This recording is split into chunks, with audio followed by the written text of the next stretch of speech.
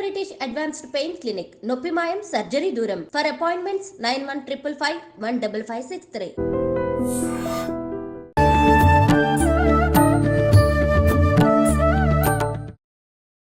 నమస్కారం, welcome to I dream. ధర్మ మార్గం విత్ విజిత కార్యక్రమానికి స్వాగతం. ప్రస్తుతం మనతో పాటు ఉన్నారు ప్రముఖ ఆధ్యాత్మికవేత్త సుభాష్ శర్మ గారు. ఇప్పుడు వారితో మాట్లాడి మనకున్న సందేహాలన్నింటినీ కూడా నివృత్తి చేసుకునే ప్రయత్నం చేద్దాం. నమస్కారం గురుగారు. శ్రీమాత్రే నమః.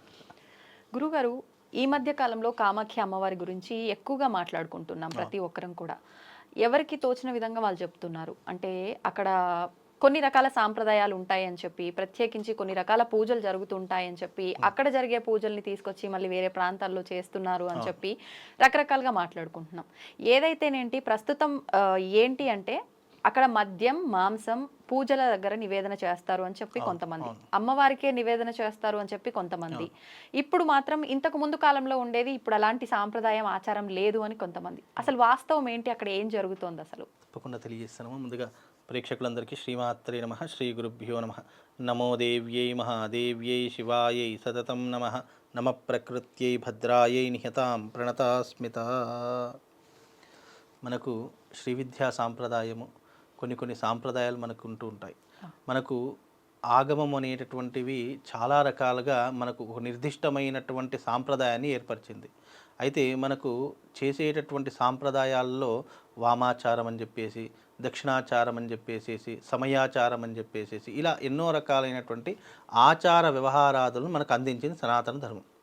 అయితే కామాఖ్య అనేటటువంటి క్షేత్రం, ఇది అస్సాం గౌహతి ప్రాంతంలో ఉండేటటువంటి క్షేత్రము కామాఖ్య అమ్మవారి యొక్క క్షేత్రం. అయితే సతీదేవి యొక్క భాగంలో ఒక భాగం అనేటటువంటిది ఆ యొక్క ప్రదేశంలో పడడం జరిగింది. శరీర భాగాల్లో మనకు 18 రకాలైనటువంటి శరీర భాగాల్లో ఒక భాగమైనటువంటి యోని భాగం ఆ ప్రదేశంలో పడడం జరిగింది. అప్పటి నుండి అవన్నీ కూడా అంటే అమ్మవారి యొక్క రూపాల్లో సాత్వికమైనటువంటి రూపాలు కొన్ని ఉన్నాయి, అదే రకంగా ఉగ్ర రూపాలు అనేటటువంటివి కొన్ని ఉన్నాయి. అయితే ఇక్కడ ఉగ్ర రూపాలలో ఉన్నటువంటి దశమహావిద్యలు ఏవైతే ఉన్నాయో 10 రకాలైనటువంటి విద్యలు, ఇవన్నీ కూడా ఉగ్ర స్వరూపాలుగా అమ్మవారి యొక్క తత్వంలో చెప్పడం జరిగింది. అంటే కామాఖ్య అంటే ఉగ్ర రూపమే, అమ్మవారి యొక్క తత్వంలో ఉగ్ర రూపమైనటువంటి క్షేత్రం కామాఖ్య. ఇప్పుడు రాజశ్యామల కానివ్వండి, భగళాముఖి కానివ్వండి, ఈ రాజశ్యామలకు రాజమాతంగి అనేటటువంటి పేరు కూడా ఉంది, చిన్నమస్తాదేవి అని చెప్పేసి పేరు ఉంది. అలాగే మనకు ఈ యొక్క వారాహి అమ్మవారు వేరే, మళ్ళీ బగళాముఖి వీళ్ళందరూ కూడా దశమహావిద్యల్లో వచ్చేటటువంటి ఉగ్రశక్తి స్వరూపాలు ఈ అమ్మవారి యొక్క రూపాలు. చిన్నమస్తాదేవి కూడా ఉగ్ర స్వరూపమే. అలాగే కమలాత్మిక అమ్మవారి యొక్క స్వరూపం, కమలాత్మికాదేవికి మరొక పేరు శ్రీ మహాలక్ష్మి, సాత్వికమైనటువంటి రూపము. అంటే ఇందులో అమ్మవారిని ఆరాధించేటటువంటి తత్వంలో ఉగ్ర రూపాలు కొన్ని ఉన్నాయి, శాంత స్వరూప అవే రూపాలను శాంత స్వరూపంగా కొలిచేటటువంటి ఆధారాలు కొన్ని ఉన్నాయి. అవి ఎప్పుడు ఏర్పడ్డాయి? జగద్గురు ఆదిశంకరాచార్యుల కాలం నాటికి జగద్గురు ఆదిశంకరాచార్యులు అనేక రకాలుగా దేశ పర్యటన చేసేటప్పుడు అమ్మవారి యొక్క తత్వాలను అన్నిటినీ కూడా జగద్గురు ఆదిశంకరాచార్యులు చూసినటువంటి వాడయ్యాను. ఆ చూసినటువంటి తరుణంలో అందరూ కూడా అమ్మవారికి అక్కడ మేకలు, గొర్రెలు, నానా రకాలైనటువంటి రక్తపాతాలతో మూగజీవాలను హింసించి బలి ఇచ్చేటటువంటి తత్వంలో జంతు బలు ఇచ్చేటటువంటి వారు, మధ్య మాంసాలు పెట్టేటటువంటి వారు, అనేక రకాలుగా అంటే వాళ్ళకు మడి ఆచారం అనేటట్లు కూడా ఇష్టం వచ్చినట్టు పూజలు చేసేటటువంటి అలాంటి సందర్భాల్లో జగద్గురు ఆదిశంకరాచార్యులు ఇవన్నీ కూడా మన విధానంలో లేనటువంటి విధానాలు, ఇవన్నీ కూడా చేయడము నిషిద్ధముగా అని చెప్పి అలాంటి సాంప్రదాయాలను తగ్గించేటటువంటి పనిని పెట్టుకున్నటువంటి వారు జగద్గురు ఆదిశంకరాచార్యులు. అప్పటి నుండి మనకు శ్రీ విద్యా ఉపాసనలో ఏంటి అంటే కనుక ఏ అమ్మవారినైనా సాత్వికంగా మనము ఆరాధన చేసుకోవాలి. దీన్ని దక్షిణాన్యాయం, దక్షిణాచారం అని పిలుస్తూ ఉంటారు. అయితే దక్షిణాచారంలో ఏంటంటే సాత్వికంగా అమ్మవారిని ఆరాధించడము, ఉగ్రరూపంగా ఆరాధించేటటువంటి తత్వాలు వేరే ఉంటాయి. ఉగ్రరూపం అంటే ఏంటి? అమ్మవారికి రక్తబలులు ఇవ్వడము, మద్యము పెట్టడము, మాంసము పెట్టడము, అలాగే మైథునం అంటే ముద్రలు అనేటటువంటి అమ్మవారికి సంబంధించిన ముద్రలు ఉంటాయి. ఇలా మైథునము అని చెప్పేసి ఉంటుంది. ఇలా 5 రకాల పంచమకారాలతో చేసేటటువంటి విధానాలు ఆ అమ్మవారికి ఆపాదించబడ్డాయి. వీటిని వామాచార పద్ధతులు అని అంటూ ఉంటారు. ఇప్పటికీ కూడా కామాఖ్య దేవాలయంలో వామాచార పద్ధతులే ఆధారంగా జరుగుతున్నాయి. దానికి మనలాగా మన సాంప్రదాయబద్ధకంగా అక్కడ మనకు కనిపించవు. అక్కడ మద్యము, మాంసము, మైథునం ఇవే కనిపిస్తాయి. అక్కడ పంచమకారాలంటే దున్నపోతుని బలిస్తూ ఉంటారు, పావురాలను బలిస్తూ ఉంటారు, మేకలను, గొర్రెలను, అలాగే చేపలను, ఇవన్నిటిని కూడా బలిచ్చేసి అక్కడ వాటిని నైవేద్యంగా అంటే ఈ మద్యాన్ని కూడా నైవేద్యంగా పెట్టి అమ్మవారిని ఆరాధించడం అనేటటువంటిది అక్కడ ఉన్నటువంటి సాంప్రదాయంలో ఒక విధమైనటువంటి పద్ధతి. అంటే ఇవన్నీ కూడా ఎందుకు చేస్తారు, అక్కడ ఉండేటటువంటి ఆలయ సాంప్రదాయం ఆ రకంగా ఏర్పడింది కాబట్టి అది ఆలయం ఏర్పడినప్పటి నుండి కూడా అదే రకమైనటువంటి సాంప్రదాయంలో నడుస్తూనే ఉంది. అయితే అక్కడ కొన్ని చోట్ల ఏమంటారు అని అంటే ఇవన్నీ కూడా ఇప్పుడు లేవు, ఇవి అంతరించిపోయాయి అని చెప్పి చాలామంది అంటూ ఉంటారు. కానీ ఇక్కడ ప్రాంతీయాన్ని బట్టి, దేశాచారాన్ని బట్టి, కులాచారాన్ని బట్టి, మతాచారాన్ని బట్టి సాంప్రదాయాలు వాళ్ళకు అనుకూలంగా పెట్టుకున్నటువంటి విధానాలే ఇవన్నీ సాంప్రదాయాలు. ఇప్పుడు మీరు చెప్పినట్టు ఈ పంచమకార విధానం అంతా కూడా ఓన్లీ ఈ పూజల వరకు, అంటే ఆలయ ప్రాంగణం బయటే గానీ ఆలయ ప్రాంగణం లోపలికైతే అలో ఉండవు కదా? ఆలయ ప్రాంగణంలో మీకు ఎక్కడ పూజల వరకే, పూజల వరకు మాత్రమే పరిమితం. ఇది ఆలయం బయట కానివ్వండి, మీకు ఇప్పటికీ కూడా కామాఖ్యకు వెళితే అక్కడ విగ్రహాలు మీకు ఏమీ కనిపించవు. అన్ని విరిగిపోయినటువంటి విగ్రహాలు, భిన్నమైనటువంటి విగ్రహాలు, తలలేనటువంటి విగ్రహాలు, ఇలా భిన్న భిన్నంగా కనిపిస్తూ ఉంటాయి విగ్రహాలు. అవి అప్పట్లో ఈ యొక్క మొఘలాయులు ఈ ముస్లింల దండయా దాడి చేసినప్పుడు అన్ని విగ్రహాలు ధ్వంసం చేసినటువంటి సంఘటనలే ఉన్నాయి. అలాగే అక్కడ కూడా విగ్రహాలన్నీ కూడా మీకు భాగాలు కనిపిస్తాయి. ఒక దగ్గర చెయ్యి భాగం కనిపిస్తుంది, మరొక దగ్గర తల భాగం కనిపిస్తుంది, మరొక దగ్గర పాదాల భాగం కనిపిస్తుంది. ఇట్లా ఒక్కొక్క దగ్గర ఒక్కొక్క భాగాలు కనిపిస్తాయి. అన్నిటికీ పూజలు జరుగుతుంటాయి. అన్నిటికీ పూజలు మరి ఇప్పుడు మన ఇళ్లలో చేసే విధానంలో ఎక్కడన్నా చిన్న ఏదైనా వస్తే పనికిరాదు, భిన్నమైంది అని అంటూ ఉంటాం. అక్కడ అవన్నీ కూడా ఆచారం కదా. అక్కడ శరీర భాగాలన్నీ కూడా విస్తృతంగా పడినటువంటి భాగాల క్షేత్రాలు అవి. కాబట్టి అక్కడ అవి ఆచారంగానే కనిపిస్తాయి. కాబట్టి అక్కడ ఉన్నటువంటి వ్యవహార శైలిలో కామాఖ్య అమ్మవారి యొక్క క్షేత్రంలో ఇప్పటికీ కూడా ఆచారంగా వ్యవహారంగా నడుస్తున్నటువంటివి పంచమకారాల పూజలు నడుస్తాయి. వాటిని ఆధారంగా చేసుకొని ఇప్పుడు ఏం చేస్తున్నారు, అక్కడి వరకు కామాఖ్యకు వెళ్ళలేనటువంటి వారు ఎవరైతే ఉన్నారో మన ప్రాంతంలో ఎవరికీ తెలియకుండా ఇవి రహస్యంగా చేసేటటువంటి పూజలు. కాబట్టి ఎందుకంటే పంచమకారాలంటే దాంట్లో అనేక రకాలైనటువంటి మనుషులు చూడకూడనటువంటి కొన్ని పనులు కూడా దాంట్లో ఉంటూ ఉంటాయి. కాబట్టి అవి తెలియకుండా రహస్యంగా చేసేటటువంటి పూజలు ఈ కామాఖ్య అమ్మవారి యొక్క పూజలు. మామూలుగా ఇవి సాత్వికంగా కొన్ని రకాలుగా ఉంటాయి, క్షుద్రంగా కొన్ని, అంటే అవి చూస్తే క్షుద్ర పూజలు అని అనిపిస్తుంది కొన్ని పూజలు మనకు చేస్తే. కానీ విధి విధానాలు అనేటటువంటివి అమ్మవారికి సంబంధించిన విధి విధానాలు చాలా క్లుప్తంగా, చాలా రహస్యంగా తాళపత్ర గ్రంథాల్లో నిక్షిప్తమైనటువంటి విధంగా మనకు కొన్ని విధానాలు అందించారు. అవి చేస్తున్నప్పుడు మూడవ కంటి వాడికి తెలియకూడదని ధర్మశాస్త్రం. కానీ ఈ మధ్య కాలంలో సోషల్ మీడియాలో అన్నీ కూడా వచ్చేస్తున్నాయి, తెలిసిపోతున్నాయి ప్రతి ఒక్కరికి కూడా. కానీ మనము పంచమకారాల పూజ చేస్తున్నప్పుడు ఎవరికి కూడా అవి కంటపడకూడదు. అలా కంటపడినా కూడా అవి ప్రయోజనం లేని విధంగా ఉంటూ ఉంటాయి. మళ్ళీ ఈ పూజలు అనేటటువంటి కేవలం రాత్రి సమయంలో మాత్రమే చేసేటటువంటి విధానాలు తప్ప సూర్యుడు ఉన్నప్పుడు ఈ పూజలు నిషిద్ధము. ఇవి ఎప్పుడూ కూడా సూర్యాస్తమయం అయిన తర్వాతనే ఈ పూజలు చేయడానికి మనకు ప్రామాణిక గ్రంథం అందించింది. ఎప్పుడైనా గుర్తుపెట్టి, సూర్యోదయం అయిన తర్వాతనే ఇవన్నీ కూడా చేయాలి. సూర్యుడు ఉన్నప్పుడు చేస్తే అవి నిష్ప్రయోజనం. సూర్యాస్తమయం అయిన తర్వాతనే మనము వామాచార పూజలు అనేటువంటి పెట్టడం. అంటే ఇక్కడ వామాచార పద్ధతి అనేది తప్పు అనేటటువంటిది కాదు, కానీ మనకు అలాంటి పద్ధతులు ఉన్నాయి. మరి ఇప్పుడు ఆ పద్ధతిని ఇక్కడ చేస్తున్నాం అంటున్నారు కదా, అది లెక్కలోకి వస్తుంది అంటారా? 100%. అది ప్రాంతాన్ని బట్టి, అక్కడ ప్రాంతానికి సంబంధించింది మనం ఈ ప్రాంతం అయితే ఇక్కడ ప్రాంతాన్ని బట్టి అంటే గనక ఇప్పుడు మనుషులకు నానా రకాల కోరికలు ఉంటాయి.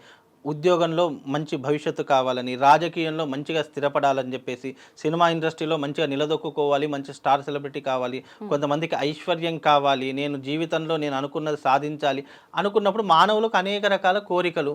ఆ కోరికలు సులభంగా నెరవేర్చుకోవాలి అంటే ఇప్పుడున్నటువంటి జనరేషన్లో, ఈ కలియుగంలో సులభమైనటువంటి పద్ధతి ఏదైనా ఉంది అని అంటే గనక అది వామాచార పద్ధతిలో తొందరగా రిజల్ట్ ఇచ్చేటటువంటి పద్ధతి. మీరు శాస్త్రంలో చూసుకున్నా, ఎక్కడ చూసుకున్నా, ఇప్పుడున్నటువంటి జనరేషన్లో, ఇప్పుడున్నటువంటి కలియుగంలో అమ్మవారిని మనం ఆరాధించాలి అంటే వామాచార పద్ధతిలో ఆరాధించడం వల్ల శీఘ్రంగా ఫలితాలు కలుగుతాయి అనేటటువంటిది మనకు శాస్త్రం అందించినటువంటి దృక్పథం. ఇప్పుడు వామాచార పూజలు మీరు అన్నట్టుగా ఎంత తొందరగా ఫలితం వస్తుందో, చిన్న లోపం ఏదైనా జరిగితే అంతే విధంగా మళ్ళీ కోలుకోలేని దెబ్బ. 100%. అందుకే అంటున్నాను కదా, వామాచార పద్ధతి ఎంత శాస్త్రయుక్తంగా చేస్తే ఫలితం అంత తొందరగా వస్తుంది. అందులో ఎంత లోపం చేస్తే అదే లోపం మనకు తిప్పి కొట్టి మనం మళ్ళీ లేవకుండా అయిపోతాము. చేయించుకున్న వారికి ఇబ్బంది వస్తుందా, చేసిన వారికి ఇబ్బంది వస్తుందా? అందరికీ వస్తుంది. అందరికీ దాంట్లో పాల్గొన్న ప్రతి ఒక్కరికి ఉంటుంది ఫలితం అనేటటువంటి. చేయించినటువంటి వాడికి ఉంటుంది, చేసినటువంటి వాడికి ఉంటుంది, కర్తకు ఉంటుంది, కర్మకు ఉంటుంది, అన్నిటికీ కూడా అక్కడ ఫలితం అనేటటువంటిది ఉంటుంది. అందుకే జగద్గురు ఆదిశంకరాచార్యులు ఏమన్నారు, వామాచార పద్ధతి అనేటటువంటిది నిషిద్ధమైనటువంటి పద్ధతి. అవి చేసుకోవాలనుకున్నా కూడా గ్రామం అవతల కానివ్వండి, జనారణ్యం లేనటువంటి భాగంలో కానివ్వండి, అడవి లాంటి ప్రదేశాల్లో, అసలు ఎక్కడ ఒక జనసంచారం లేనటువంటి ప్రదేశాల్లో చేసుకోవాలి అని మాత్రమే సెలవిచ్చారు తప్ప అది పద్ధతి తప్పు అని చెప్పడం కూడా జగద్గురు ఆదిశంకరాచార్యులు ఎప్పుడు కూడా చెప్పలేదు. కాకపోతే ఆ పద్ధతులు అనేటటువంటివి జనారణ్యం లేనటువంటి స్థలంలో చేసుకోవడం మంచిది అని చెప్పారు తప్ప అది పూర్తిగా నిషిద్ధము అని చెప్పారు. నిషిద్ధము అని ఆయన నోటి నుండి వచ్చింది అంటే అది ఇప్పటికీ కూడా జరగదు. కానీ ఇప్పటికీ జరుగుతుంది అనుకున్నప్పుడు అక్కడ ఆయా పద్ధతులు ఇప్పటికీ కూడా ఆచరణలో ఉన్నాయి. చాలామంది అక్కడికి వెళ్ళి చేసుకోలేనటువంటి వారు ఉంటారు. అక్కడికి వెళ్ళినా కూడా చేసుకోవడం అసాధ్యము. ఎందుకంటే అక్కడ చేసుకోవాలి అని అంటే అక్కడ తెలిసిన వారు ఉండాలి. అలాగే తెలిసిన వారు ఉన్నప్పటికీ ఈ పంచమకారాల విధానం పూర్తిగా తెలిసినటువంటి జ్ఞానులు ఉండాలి. ఇప్పుడు అంత జ్ఞానులు అయితే అక్కడ ఎవరూ లేరు. వాళ్లకు డబ్బు వస్తుంది, సంపాదిస్తున్నాము, వాళ్లకు అనుకున్నటువంటి విధంగా ఈ క్షేత్రంలో చేసుకోవాలని వాళ్ళ కోరిక తీరుతుంది తప్ప అక్కడికి వెళ్ళినా కూడా అది సాంప్రదాయబద్ధకంగా అవుతుంది అనేటటువంటి ఆచరణ లేదు. ఎందుకంటే ఈ మధ్యకాలంలో వెళ్ళినప్పుడు అక్కడ చేయడం అనేటటువంటిది చేస్తున్నారు, కానీ విధానాలను అనేక లోపాలు జరుగుతున్నాయి. చాలామంది ఈ మధ్యకాలంలో కూడా గురుగా నేను కామాఖ్య వెళ్ళాను, అక్కడికి వెళ్ళాను, ఇక్కడికి వెళ్ళాను, అయినా నా కోరిక నెరవేరలేదు. బికాజ్ నెరవేరలేదు అనడానికి రీజన్ ఏంటి, అక్కడ జరిగేటటువంటి పూజా లోపం వల్లనే చాలామందికి నెరవేరలేదు. కామాఖ్య అంటే ఏదో వెళ్ళాము చేశాము అన్నట్టు కాదు. దానికి సనాతన ధర్మంలో మనకు కొన్ని పర్టికులర్ ఎథిక్స్ ఇచ్చారు. ఆ ఎథిక్స్ ప్రకారమే మనం చేస్తే బాగుంటుంది తప్ప అక్కడ ఇష్టం వచ్చినట్లు చేసి వాళ్ళు వెళ్ళారు, ఇది క్షేత్రం ఇక్కడ అయిపోయింది అని అనుకుంటే ఎప్పటికీ దానికి రిజల్ట్ అయితే రాకుండా ఉంటుంది. కనుక ఏదైనా కూడా దానికి సమయ సందర్భాలు, దానికి ఆపాదించినటువంటి క్రతువులు ఏవైతే ఉన్నాయో సాంప్రదాయబద్ధకంగా చేస్తే, దాంట్లో కూడా సాంప్రదాయం ఉంది. ఏ పద్ధతిలోనైనా సరే నియమాలు నిష్టలు అనేటటువంటి కొన్ని ఉన్నాయి. దాని ఆధారంగా చేసుకుంటేనే అది మనకు వర్తించి మనం అనుకున్నటువంటి కోరిక నెరవేరడానికి అదొక సాక్షిభూతం అవుతుందమ్మా. కామాఖ్య అమ్మవారి ఆలయ దర్శనం ఎవరైనా చేసుకోవచ్చా? కామాఖ్య అమ్మవారి ఎవరైనా, సృష్టిలో ఉన్నటువంటి ఏ జీవరాశి అయినా కూడా అమ్మవారి యొక్క క్షేత్ర దర్శనం చేసుకోవచ్చు. ఆ తల్లి యొక్క మహిమ ఒకటి కాదు. ఎంత దరిద్ర నష్టజాతకుడైనా సరే కామాఖ్యలో అడుగు పెడితే చాలు వాడి యొక్క జాతకం పూర్తిగా తొలగిపోతుందమ్మా. అంటే పూర్తిగా జాతకం అనేటటువంటిది మార్పు చెంది వృద్ధిలోకి రావడానికి తోడ్పడేటటువంటి క్షేత్రం ఏదైనా ఉంది అంటే అది కామాఖ్య క్షేత్రం. అంటే క్షేత్రాలు అనేక రకాలుగా ఉన్నాయి. అమ్మవారి యొక్క క్షేత్రంలో ఈ కామాఖ్య అమ్మవారి యొక్క క్షేత్రం చాలా సుప్రసిద్ధమైనటువంటి క్షేత్రం. జాతక నీచంలో ఉన్న గ్రహాల యొక్క అనుకూలత లేకపోయినా ఒక్కసారి అమ్మవారి యొక్క దర్శనం చేసుకొని వస్తే చాలా రకాలుగా మేలు జరిగేటటువంటి అవకాశం, శుభం జరిగేటటువంటి అవకాశం. ముఖ్యంగా అక్కడికి ఎవరు వెళ్ళాలంటే సంతానం లేనటువంటి, ఈ మధ్యకాలంలో సంతానము అంటే కృత్రిమమైనటువంటి సంతానం ఎక్కువ జరుగుతుంది తప్ప మనకు భగవంతుడు అందించినటువంటి విధానంలో సంతానం ఎవరికి జరగడం లేదు. అంటే చాలా రకాలుగా తక్కువ మోతాదులో జరుగుతుంది, తక్కువ శాతంలో జరుగుతుంది. కాబట్టి మనకు ప్రకృతి పరంగా సంతానం కలగాలి అని అనుకుంటే గనక, సృష్టి విధంగా సంతానం జరగాలంటే ఒక్కసారి కామాఖ్య ఆలయానికి వెళ్ళి వచ్చి అక్కడ అమ్మవారికి నమస్కారం చేసుకొని వీలైతే 3 రోజులు కానీ లేదా 9 రోజులు కానీ నిద్ర చేసి వస్తే నిజంగా వాడి యొక్క జీవితంలో ఎనలేనటువంటి అద్భుతాలు జరుగుతాయమ్మా. ఇప్పుడు మీరు ఇందాక చెప్పినట్టు ఈ వామాచార పూజలన్నీ కూడా అక్కడ జరిగే విధానం చూడడానికి క్షుద్ర పూజల మాదిరిగా ఉంటుంది అని, కానీ అక్కడ నిజంగా కూడా క్షుద్ర పూజలు చాలా ఎక్కువగా జరుగుతుంటాయంటారు. ఇది వాస్తవం? వాస్తవమ్మా. ఇప్పటికీ కూడా అక్కడ క్షుద్రం జరుగుతుంది. కామాఖ్యలో మంత్రము ఉంది, తంత్రము ఉంది, యంత్రము ఉంది. 3 రకాల పద్ధతులు ఉన్నాయి. క్షుద్రము అని అంటే గనక శత్రువుల మీద చేసేటటువంటి ప్రయోగము. అంటే ఒక బలహీనుడు బలవంతుని ఎదుర్కోలేడు కాబట్టి దానికి ప్రత్యామ్నాయంగా ఏం చేస్తారంటే ఇలాంటి క్షుద్రంలో ఆచరణ పొంది దాని యొక్క మంత్ర ప్రయోగం ద్వారా వాడిని ఏదో రకంగా నాశనం చేయాలని ఈ రకమైనటువంటి క్షుద్రం చేస్తూ ఉంటారు. అదే రకంగా అంటే ఎవరైనా ఇప్పుడు మన మీద ఏదైనా ప్రయోగం చేశారు, మనం నాశనం అయిపోయేలా వాళ్ళు ఏదైనా ప్రయోగం చేశారు, మంత్ర ప్రయోగం చేశారు అని అనుకున్నప్పుడు వాళ్ళని ఎదిరించే శక్తి మన దగ్గర ఉండదు. బికాజ్ ఎందుకంటే వాళ్ళు గొప్ప వాళ్ళకి అవుతుండొచ్చు, లేదా డబ్బున్న వాళ్ళు కావచ్చు, వాళ్ళని ఏదైనా అంటే మనకి ఏదైనా నష్టం జరుగుతుండవచ్చు, మనకంటూ కుటుంబం ఉంది అని ఆలోచించే వాళ్ళు ఉంటారు కదా. అలా ఆలోచించేవారు ఏంటి అంటే గనక ఇలాంటి క్షుద్ర ప్రయోగాలు చేసి అతన్ని ఏదో రకంగా నాశనం చేసి ఆ యొక్క నాశనాన్ని చూసి ఆనందించేటటువంటి తత్వంలో ఉన్నటువంటి వారు కొంతమంది ఉంటారు. అలాంటి కొంతమందిని కోరుకునేటటువంటిదే ఈ క్షుద్రము. అలాగే వామాచార పద్ధతి ఏంటంటే జీవితంలో మనకు మనం అభివృద్ధి పొందడానికి, అంటే వామాచార పద్ధతి తప్పు అనేది కాదు, అది ఉన్నటువంటి పద్ధతి, అది లేదు అనేటటువంటిది కాదు. కాకపోతే దాన్ని ఆచరించే విధానం.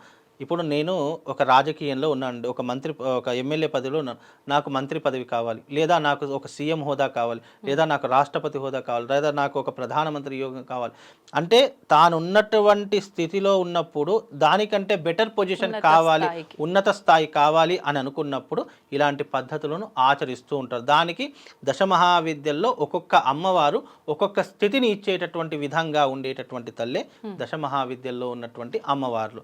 భగళాముఖి ఉంది, శత్రుస్తంభన యోగం. ఎవరైనా శత్రువులు ఉన్నారంటే వాళ్ళని సమూలంగా నాశనం చేయాలి, వాళ్ళు మన జీవితంలో రావద్దంటే భగళాముఖి చేసుకోవచ్చు. రాజశ్యామల అమ్మవారు, మాతంగి హోమం. మాతంగి అంటే రాజకీయాలలో కానివ్వండి, లేదు అంటే ఇండస్ట్రీ రంగంలో కానివ్వండి, వ్యాపార రంగంలో కానీ ఉన్నత స్థితి పొందాలంటే రాజశ్యామల అమ్మవారి యొక్క హోమం చేసుకోవచ్చు. కమలాత్మిక అమ్మవారి యొక్క, కటిక దారిద్రుడైనా సరే అపర కుబేరుడు కావాలన్నా, చేసినటువంటి అప్పులన్నీ సమూలంగా తీరిపోవాలన్నా కమలాత్మిక అమ్మవారి యొక్క హోమము. అలాగే ధూమావతి, భగళాముఖి, ఇవన్నీ కూడా ఏంటి అంటే వాటి స్థాయికి చెందినటువంటి దేవతలు కాబట్టి వీటిని ఆరాధించడము, వీటికి వామాచార పద్ధతులతో పూజించడం. దక్షిణాచారం కంటే వామాచారం చాలా సులువుగా ఉండేటటువంటి విధానం. దక్షిణాచారంలో ఏంటంటే విధి విధానాలు, పద్ధతులు చాలా పర్టికులర్గా ఉంటాయి. వామాచారంలో ఏంటంటే కొన్ని పద్ధతులు తక్కువగా ఉండేసి విధానాలు ఎక్కువగా ఉండేటటువంటి స్థితియే వామాచార పద్ధతి. కామాఖ్యలో కూడా అదే పద్ధతులున్నాయి.